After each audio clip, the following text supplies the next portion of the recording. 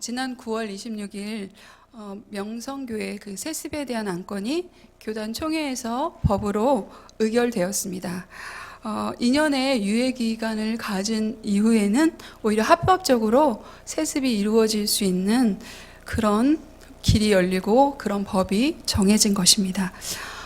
그동안 명성교회 사태를 계속해서 주목해오던 한 방송사 뉴스 앵커는 한국교회를 향해서 그 광경을 바라보면서 한마디로 일침을 가했습니다. 교회가 사회를 걱정하는 시대가 아니라 사회가 교회를 걱정하는 시대가 되었다는 것입니다. 그러면서 마무리 멘트로 예수 잘 믿으세요 라는 말을 한국교회를 향해서 던졌다고 생각합니다. 어쩌다가 한국교회의 위상이 이렇게 실추되고 있을까요? 참 가슴이 아팠습니다.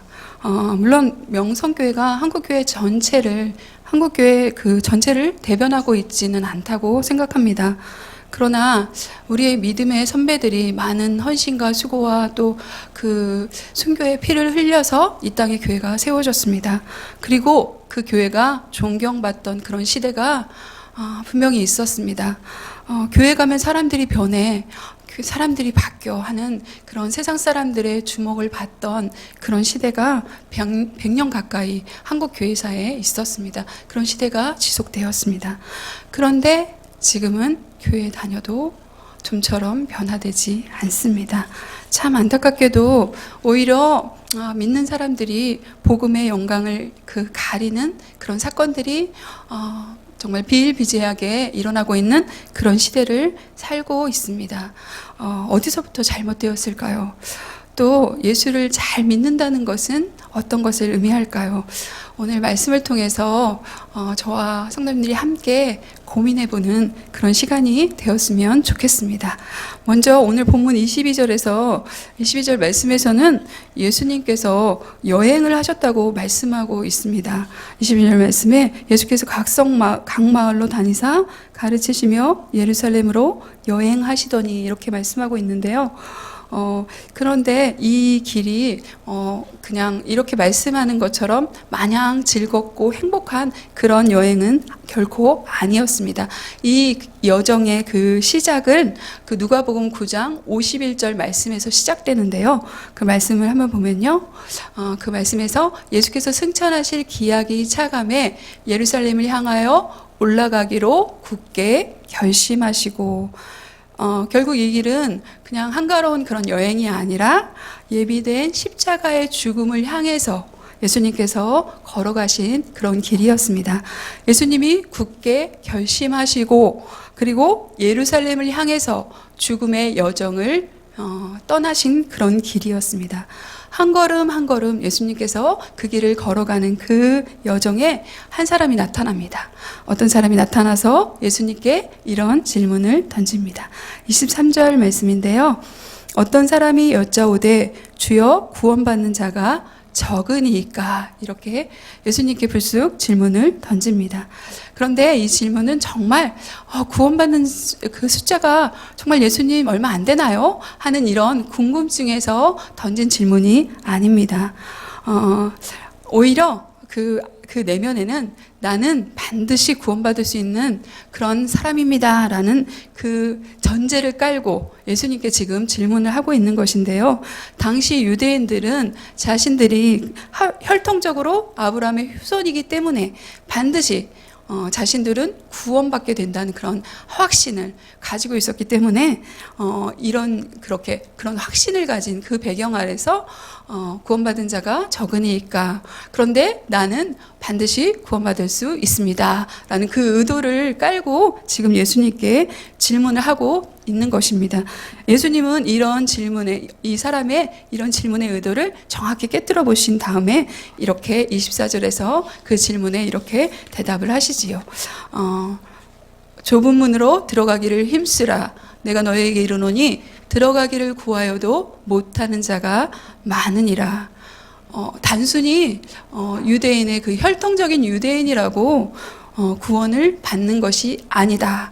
그 사람의 그 질문의 의도를 정확히 깨뜨려 보시고 혈통적인 유대인이라고 구원받는 것이 아니라 오히려 구원의 문은 좁은 문이고 많은 사람이 들어가려고 해도 들어갈 수 없다. 이렇게 단정지어서 말씀하고 있습니다. 그러니 좁은 문으로 들어가기를 힘써야 한다. 이렇게 말씀하시고 있습니다. 그런데 여기서 우리는 좁은 문이라는, 구원의 문은 좁은 문이야. 그 좁은 문이라는 단어에 주목하기 쉬운데요. 예수님께서 오히려 여기서 강조하고 싶은 말씀은 힘쓰라라는 말씀이 예수님께서 강조하고 계신 말씀입니다. 힘쓰라라는 말씀은 올인한다라는 뜻이 있는데요. 좁은 문으로 들어가기 위해서는 내 생명, 내 인생을 다 걸고 그렇게 전념한다라는 그런 의미의 힘쓰라는 그런 의미입니다. 그렇게 좁은 문으로 들어가기가 힘들고 어렵다는 그런 말씀입니다. 자, 성도님들은 어떠신가요? 예수님을 따르기 위해서 올인하고 계신가요? 우리의 삶의 태도를 한번 점검해 보아야 하는데요. 예수님께서 마태복음 16장 24절, 25절 말씀에서는 이렇게 말씀하셨거든요. 자, 우리 함께 이 말씀 읽어볼까요? 시작. 이에 예수께서 제자들에게 이르시되 누구든지 나를 따라오려거든 자기를 부인하고 자기 십자가를 지고 나를 따를 것이니라. 누구든지 제 목숨을 구원하고자 하면 잃을 것이요 누구든지 나를 위하여 제 목숨을 잃으면 찾으리라. 이어서 27절 말씀에서는 인자가 아버지의 영광으로 그 천사들과 함께 오리니 그때 각 사람이 행한 대로 갚으리라. 이렇게 말씀하고 있습니다. 예수님을 따르는 길이 결코 녹록하지 않다. 결코 쉽지 않다고 말씀하고 계신 것입니다. 예수님을 따르기 위해서는 예수님을 따르는 길에 목숨이 방해가 된다면 목숨조차도 버릴 그럴 결단과 그에 따른 행함, 그 행함이 반드시 예수님을 따르는 길에는 있어야 된다고 지금 말씀하고 계신 것입니다. 우리의 모습은 어떠한가요? 예수님을 믿기는 믿습니다. 본문에서 예수님의 가시는 그 길을 막고 질문을 던졌던 그 유대인처럼 우리는 나름 구원에 대한 확신도 우리는 있습니다. 그러나 예수님을 따르는 길에 우리는 올인하려고 하지 않는 것 같습니다. 그냥 지식적으로 아는 것에 그냥 만족하는 그런 정도에 자꾸만 머무르려고 합니다. 또 자기를 부인하려면서까지 주님을 따르려고 하지 않는 것 같습니다. 물론 하나님은 우리를 있는 그대로, 우리의 이 모습 그대로를 사랑하십니다. 그러나 하나님은 우리를 반드시 그대로 두시지는 않는 분이라는 걸 기억해야 합니다. 하나님은 우리를 예수님 닮은 모습으로 계속해서 변화시켜 가기를 원하시기 때문입니다. 예수님을 닮아가기 위해서는 성령이 우리를 계속해서 변화시키도록 성령의 인도함을 계속해서 받아야 한다는 것입니다. 저는 지난 8월에 영국 단기 선교를 다녀왔습니다. 영국 대부흥의 그 불시로 쓰임받았던 에반 로버츠가 그 설교했던 그 교회, 모리아 교회와 감리교회 창시자 요한 웨슬레가 설교했던 웨슬레 채플, 또 우리나라의 토마스 선교사를 파송했던 하노버 교회, 이러한 여러 교회들을 돌아보았는데요. 이제는 그 부흥의 불씨가 다 사그라들었습니다. 어떤 교회는 정말 예배하는 성도의 수가 15명 내외, 그것도 영국의 정말 노년층의 할머니들만 예배 드리고 있다고 말씀하셨습니다. 그렇지만 그렇게 부흥의 불씨가 사그라들었지만 그 교회의 그런 흔적들을 보면서 저는 마음속에 참 많은 회개가 일어났습니다. 특히 영국 대부흥의 주역이었던 그 에반 로버츠는 이렇게 고백했는데요.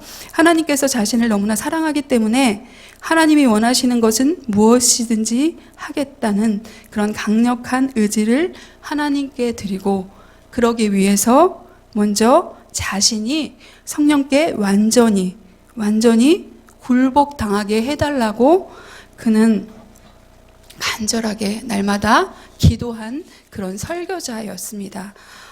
그는 가난한 광부의 아들이었는데요. 집이 가난하고 또 아버지가 어렸을 때 탄광에서 일하다 다치는 바람에 아버지를 대신해서 탄광에서 일한 적도 있는 그런 아주 평범한 사람입니다. 오히려 신학을 공부하다가 그 공부가 적성에 안 맞아서 중도에 포기할 정도로 아주 평범한 평신도였습니다.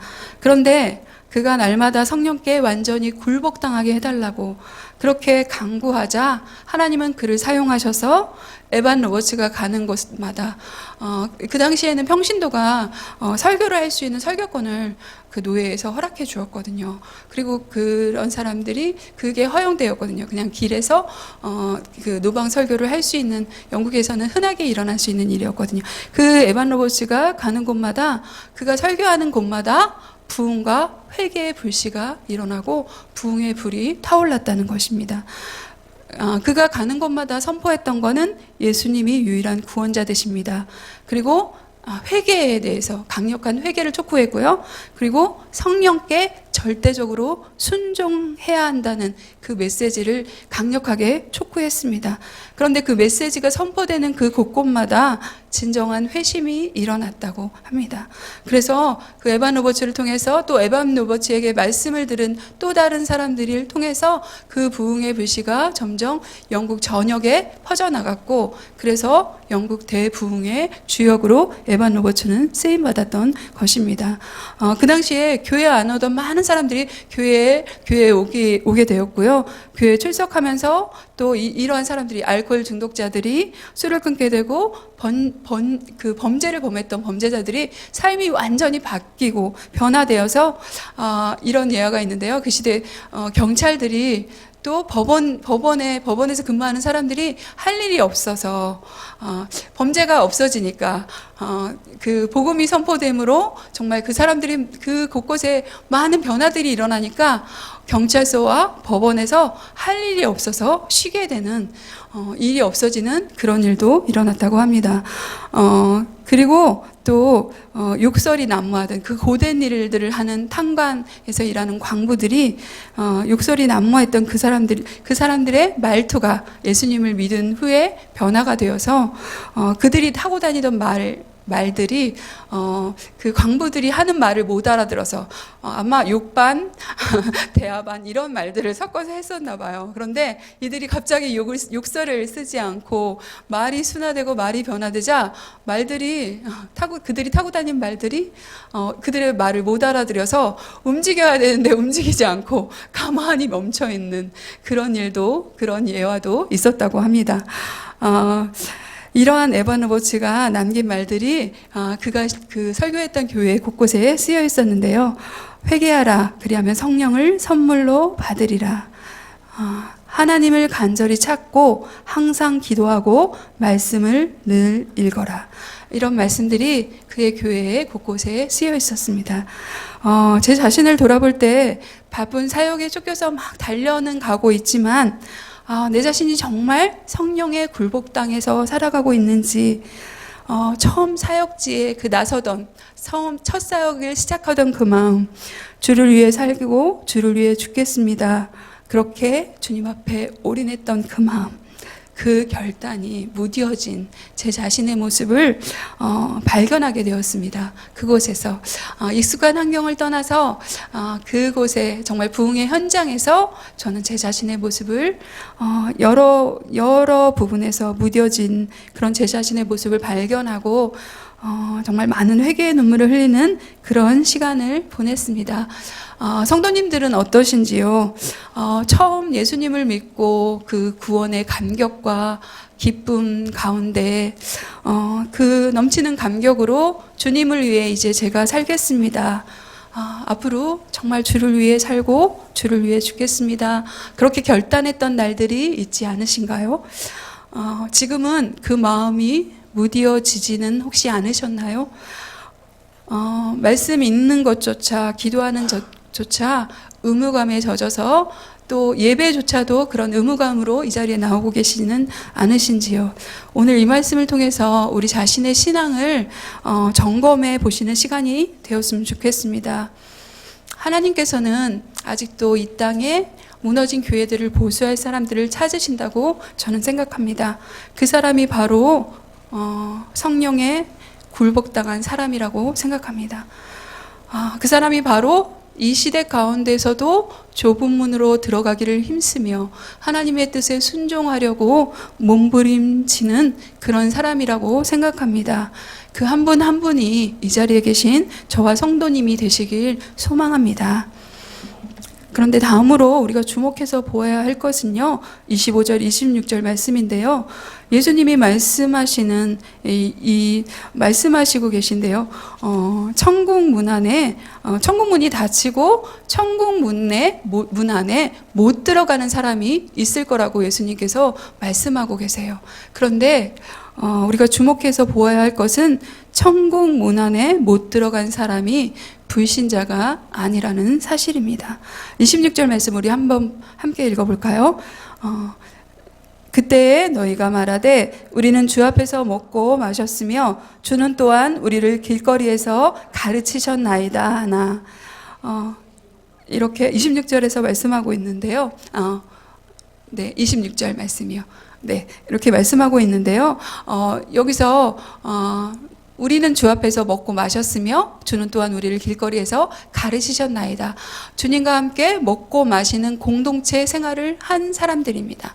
그리고 또 주님께 가르침을 받은 그런 사람들이라고 말씀하고 있는 것입니다. 예수님과 한 공동체 생활을 했고 가르침을 받았습니다. 나름 예수님을 안다고 생각하는 그런 사람들이었지만 25절 말씀에서 이들에게 예수님은 이렇게 말씀하십니다. 집주인이 일어나 문을 한번 닫은 후에 너희가 밖에 서서 문을 두드리며 주여 열어주소서 하면 그가 대답하여 이르되 나는 너희가 어디서 온 자인지 알지 못하노라 하리니.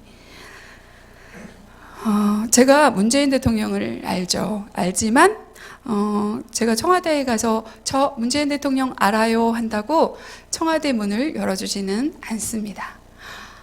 그런데 문재인 대통령이 저를 주목하면서 이렇게 내가 아는 사람이니까 자 들여보내 주시오 하신다면 저는 청와대에 들어갈 수 있을 것입니다. 우리도 마찬가지입니다. 우리가 하나님을 아는 것이 중요한 것이 아니라 하나님이 우리를 알아야 한다는 것입니다. 비록 우리는 늘 실수하고 넘어지고 하나님 앞에서 말씀 앞에서 회개하고 자복할 것 투성이지만 내가 어찌할꼬 이렇게 탄식하는 자들이지만 그런 자들을 하나님은 기억하신다는 것입니다. 성령의 도움을 구하고 제 유혹을 물리치기 위해서 그 유혹을 이겨내려고 몸부림치는 자들을 하나님은 기억하신다는 그런 말씀입니다. 여기서 말씀하는 것 같이 오랫동안 교회에 다녔다고, 오랫동안 하나님과 함께 하나님을 안다고 생각한다고 그 자들이 구원의 조건이 아니라는 것입니다. 예수님을 알긴 알지만 예수님이 보기엔 그들은 한 번도 예수님을 따른 적이 없다고 예수님은 지금 말씀하고 계신 것입니다. 오랫동안 지식에만 머무른 신앙인이었지 한 번도 예수님을 따른 적이 없는 그러한 자들이다. 그런 자들은 천국 문 안에 들어갈 수 없다. 그렇게 말씀하고 있는 것입니다. 예수님이 재림하셔서 반드시 그 문이 닫힐 때가 올 것입니다. 시간적 한계가 분명하게 있다고 성경은 우리에게 말씀하고 있습니다. 그때가 언제인지 모르지만 당장 오늘 밤에도 주님 오실 수 있습니다. 재림하신 주님이 우리에게 오셔서 나 너 모르겠는데 이렇게 말씀하실 수 있다는 것입니다. 이런 긴박함 속에서 우리는 살고 있습니다. 그런데 우리는 그렇게 긴박하게 여기지 않는 것 같습니다. 바쁜 일정만 끝나면 말씀 읽고 기도해야지. 우리 아이가 고3이니까 1년 동안만 학원에 집중하게 하고 진학하면 그때 예배생활 잘하게 하면 되지. 내 상황이 좀 더 나아지면 그때 섬기면 되지 뭐. 이렇게 생각하는 날, 그날은 평생 안 올 수도 있습니다. 그렇기 때문에 그 긴박함을 인식하고 올인해야 한다고, 좁은 문으로 들어가기를 힘써야 한다고 오늘 성경은 우리에게 말씀하고 있습니다. 또 다음으로 이 좁은 문으로 들어가기 힘쓰라, 이 말씀에서 좁다라는 뜻으로 쓰인 스테네스라는 그 단어는 구약에서는 고통과 환난이라는 뜻으로 쓰이고 있습니다. 좁은 문으로 들어가기를 힘쓰는 삶, 즉 주님을 따르는 삶에는 여러 가지 고통이 따른다고 성경은 말씀하고 있습니다. 이번 주에 저희 제자반에서 한 집사님이 나눔을 하다가 펑펑 울었는데요. 이 집사님이 지난주에는 제자반 필독서에서 예수님처럼이라는 책을 읽다가 문득 그 책 내용 중에서 어떤 내용인지 구체적으로는 생각 안 나는데요. 자신이 용서하지 못하고 있는 한 사람을 생각나게 하셨답니다. 하나님이 생각나게 하셨는데 그 마음으로 전심으로 용서가 안 돼서 특세 기간 내내 정말 전심으로 용서하게 해달라는 그 기도를 드렸다고 고백했습니다. 그런 집사님이 이번 주에는 하나님이 집사님 마음에 이런 마음을 주셨는데요. 자, 이 집사님이 봉사하는 부서가 있는데요.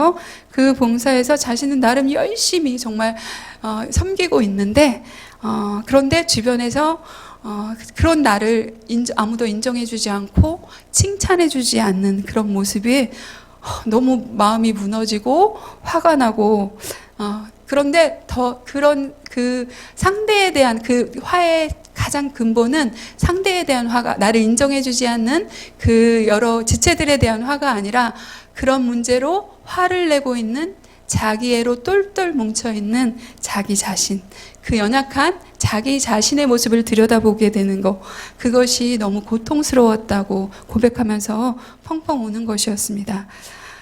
이렇게 우리가 주님을 따를 때 주님은 우리를 그대로 두지 않으십니다.